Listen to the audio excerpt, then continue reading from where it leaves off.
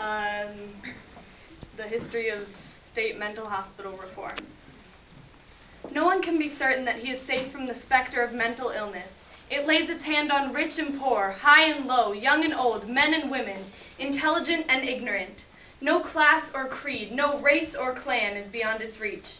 Frank L. Wright, Jr., out of sight, out of mind.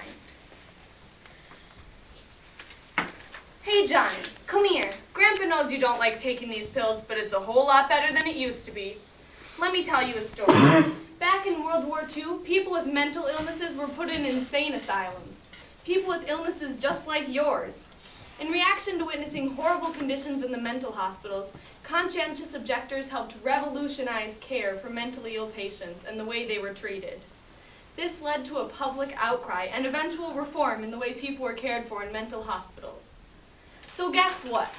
In 1943, as a conscientious objector, I was part of the civilian public service doing work of national importance.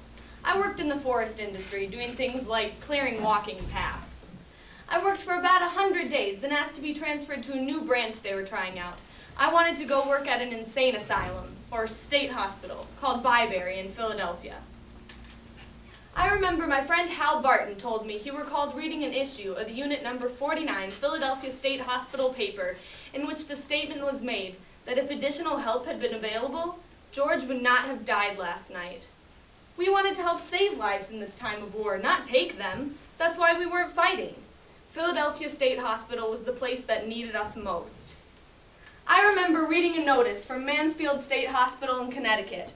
It was sent to the selective service, and it told about the kind of man that they wanted for the job. They wanted a mature man, at least 24 or 25 years of age, and one who could handle men. They would prefer a man of good physical build, approximately 6 feet tall, and one who would weigh around 180 pounds. I wasn't exactly right for the job, but that didn't stop me. Look at all this old stuff. I remember I sent this letter home to my mom after my first few weeks at the hospital. After my first day, I wasn't sure if I'd be able to make it.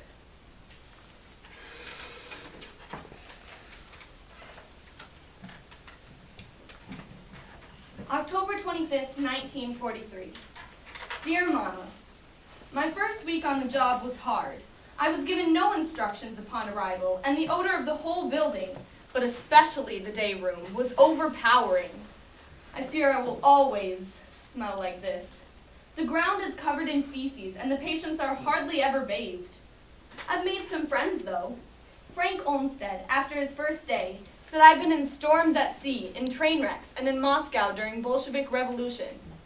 But I've never had quite the feeling that I had when I turned from that locked door to face 300 insane. I don't think he could have said it any better. After arriving on my first day, they closed the door behind me and locked me in. I turned and saw the strangest thing. There were lots of skinny men, looking like they hadn't eaten anything in days. One man's waist was less than 3 inches from front to back, and he weighed 35 pounds. Most of them didn't even get clothing. They were crowded into a cold, dark cement room, crouching down and huddled against the walls. They looked at me with disgust, hatred, but mostly with fear. What is it that the past attendants have done that makes them so fearful? Why is it that these patients are just crammed into this place? The doctor came by today, but all he did was take one look at everyone and said they were fine. Even if he wanted to help them, he doesn't get enough money or resources. He has too many patients, so all he can do is just enough to keep them alive. When the attendant was coming in for the night shift, he was handcuffing patients to their gross beds with dirty sheets. Some didn't even get sheets. In the day room, there are people in straitjackets and strapped to chairs. The other attendants claim that it's to keep them from hurting themselves. But can that sort of thing be justified? On my first day, the man showing me around handed me a pipe. He said that if things got out of control, that I should just use this, that it always works. I could never be anyone. All we do is custodial care. It's all we have time for. I have about 500 patients to take care of. A normal day's work for me is filling out reports and going with doctors and supervisors on their rounds of the wards.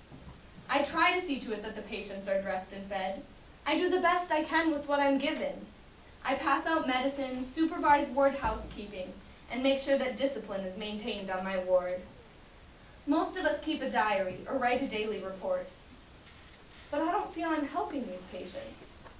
Men are getting sick and dying all the time. I don't think I can be a part of this unless it gets better. There are rumors going around that a reporter from Life magazine is going to come and take pictures. It would get word to the public, and they would see how bad conditions are here, and insist it changes. Oh, Mama, if only it were true.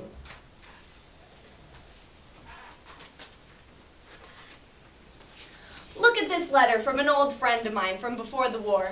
He didn't understand what it was that I was doing and why I was doing it. He thought I was a wussy for not going and fighting. Greg, why are you trying to help them?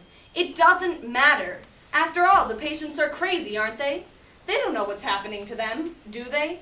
Loonies don't need heat. You're wasting your time. They can't be cured. They're locked away in these places for a reason. Can you believe that? He didn't even see the patients as human. One quote from an article on the topic by Albert Deutsch said the atmosphere reeks with the false notion that the mentally ill are criminals and subhumans who should be denied all human rights and scientific medical care. When that Life magazine article came out, it was revolutionary.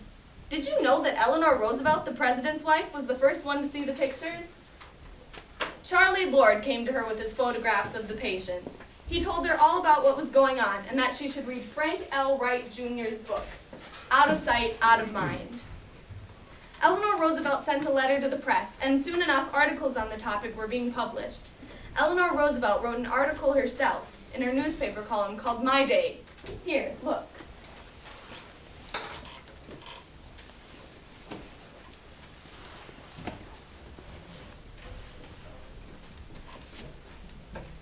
A book that everyone should read is Out of Sight, Out of Mind by Frank L. Wright Jr.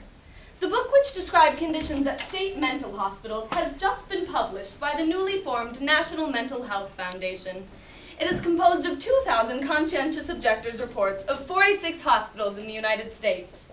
Mr. Wright's forceful book cannot fail to shock us, to awaken us, to impel us to action. It is not pleasant reading, for it deals realistically with exceptionally unpleasant truths. Nevertheless, Americans should read it, for unless these facts are faced frankly and the problem solved satisfactorily, many of thousands of Americans will continue to be out of sight, out of mind.